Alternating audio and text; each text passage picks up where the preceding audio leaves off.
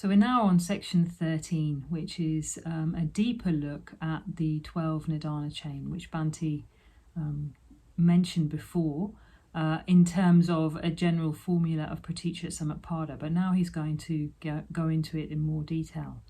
And he starts off the chapter by talking about it as a way of exploring re-becoming, not rebirth, but re-becoming. And there's a difference between rebirth and re-becoming, because in rebirth there's an enduring self that remains throughout repeated births. And with re-becoming, it's much more fluid than that. There's a number of conditions that give rise to more conditions, but there's no enduring selfhood that survives.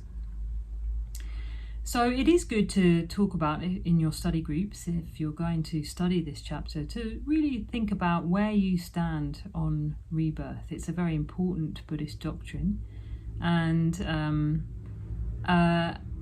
it's something that you might want to think about. Are you agnostic? Do you believe in it? Do you have a sense of it? Do you really not believe in it? Sangharakshita himself said that it's good that we kind of make up our minds, but also look at the fact that if you do or don't believe in rebirth, or if you're agnostic about it, what effect does that have on your practice? What does that affect? How does that affect what you're doing in your life now? Because the Buddhist understanding is that what you believe about death will influence how you behave in your life. So we're looking at the 12 Nidanas in terms of re-becoming and that process of re-becoming. And each Nidana, in the Nidana chain, the connections between them can be viewed in 4 ways. So for example, on dependence upon ignorance arises karma formations, or karma formations arise in dependence upon ignorance, or with the ceasing of ignorance, karma formations cease, or the ceasing of karma formations depends upon the ceasing of ignorance. So those are the sort of 4 directionalities, or ways of looking at the relationship between the Nidanas. And that might have some spiritual importance for you. It might be that you have a burning question, for example, how do karma formations cease? How does grasping cease? On what does it depend? And it might be that actually you explore all those 4 relationships in terms of some of the Nidanas. But yeah, so here he is. He's going to go through the 12 Nidanas, but he makes an important point before he starts, which is that there's a purpose to examining and exploring the 12 Nidanas, and that is to cease ignorance, and with the ceasing of ignorance, to cease suffering. To see how the whole thing comes into play, how conditionality is working out in your life, and with that seeing, to free yourself from suffering. So there is a spiritual import to examining these 12 Nidanas. Good to remember if it's seeming a little bit complicated at any time. So he goes through each Nidanas, and there are a number of sources to explore these in more depth. This is a general overview, so I'm not going to talk about each one in turn. He's talking about them in terms of 3 lives. So you've got your previous life, what's conditioning your experience now, is ignorance and karma formations. And ignorance and karma formations sort of form another moment of consciousness which arises in the next life. And that consciousness becomes differentiated. A whole psychophysical organism a whole perceptual situation arises on the basis upon ignorance and karma formations in the past. So what this is saying is that what we experience, so in terms of the rupa aspect, the objective, rupa doesn't mean an object outside of ourselves and what that thing is in itself. It's talking about the objective content of the perceptual situation. So what we experience as the objective content of our perceptual situation, what we experience as out there, and our consciousness, the way we perceive things, and how our mind interprets what we perceive. So you've got these 3 things. You've got the rupa aspect, you've got the sense consciousness aspect, and you've got your interpretation aspect of any perceptual situation. All of that, what you see, hear, feel, taste, touch, and how you interpret that, is conditioned by your previous experience, is conditioned by your previous samskaras. And with that arises, a mind and body that experiences things and interprets its experience, that has contact with experience and independence upon which feeling arises. So Vedana, pleasant, painful, or neutral feeling. And with that arises craving, tanha, or Trishna. And this is the crucial part of the nidana chain, because it's here when, our experience just happens. It's conditioned by the past, but it's just happening. But what we do with that experience, whether we react to it or we create something new in the future, depends on us. So in this reactive mode, what happens is, on dependence upon painful feeling, we go into an aversion cycle. And dependence upon pleasant feeling, we go into a craving cycle. If there's neutral feeling, we're just a bit disinterested. So Trishna or tanha, and Bhante very beautifully describes it. You can see he's kind of getting quite enthusiastic at this particular point in the text. This is where it really, really comes alive, when he's talking about the fever of unsatisfied longing that burns throughout lifetimes. So here we have, tanha, Trishna arising, and that comes in three forms. So there's desire for sense experience. In a way, that's the most obvious level of craving, and that's the way we usually talk about it. But that is informed by the deeper pulls, and this is where it gets really exciting, looking at the wheel of life. It's conditioned by these deeper forms of craving, which is craving for existence and craving for non-existence. On dependence upon pleasant feeling, there's a craving for more. Dependence on painful feeling, there's an aversion, there's a desire for no more experience, a desire for oblivion.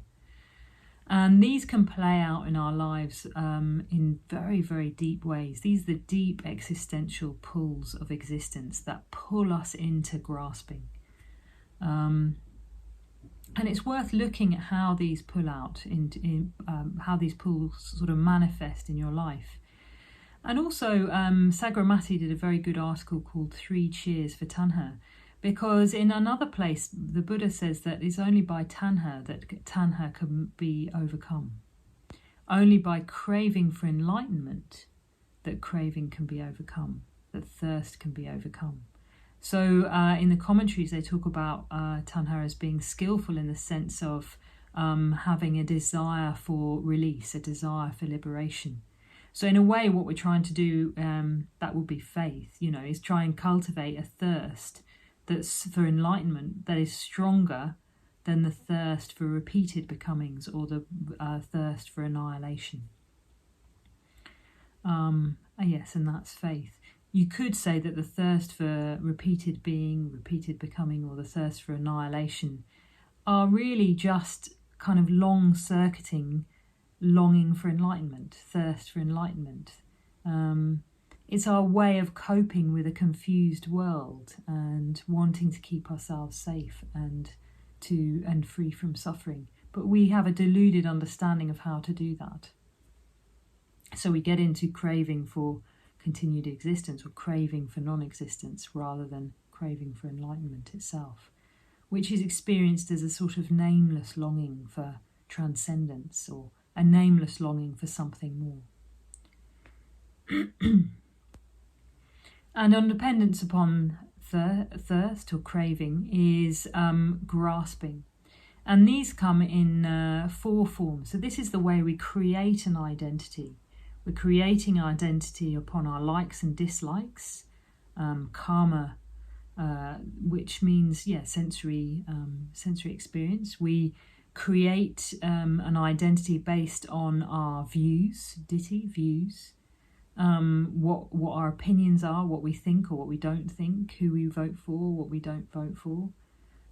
We create an identity based on our behaviours, sila vata, which means, the things that we do. I'm the kind of person who meditates every morning. I'm the kind of person who goes for a run or does qigong. I'm the kind of person who likes to have my life set out in these particular ways. And in that way, we can create an identity on all the activities that we do and all the sort of modes of behaviour that we adopt. Good or bad, actually. Some of them are very, very positive. It's very positive to meditate every day. But we also create an identity on that behaviour. It's good to be ethical, but then we can create an identity of I'm a really ethical person, and then of course that can lead to judgment on others. So yes, and then the last one is attavada, which means we could interpret this as a kind of an underlying belief in identity and who we are that can manifest in roles. So I am a mother, I am a daughter, I am an order member, I am a teacher, I am a cook, whatever it is. We create an identity according to our roles. And then we become what we identify with. That we become. If we have a strong identity based on our likes and dislikes and behaviours and opinions and roles, we will become those things. And that will take us further into a future life, which is birth, old age, disease and death. And that's what drives us round the wheel, this whole sort of cycle of, this thirst to be, this thirst to not be, creating an identity, becoming that identity, fuels the whole wheel and creates that our experience in the future.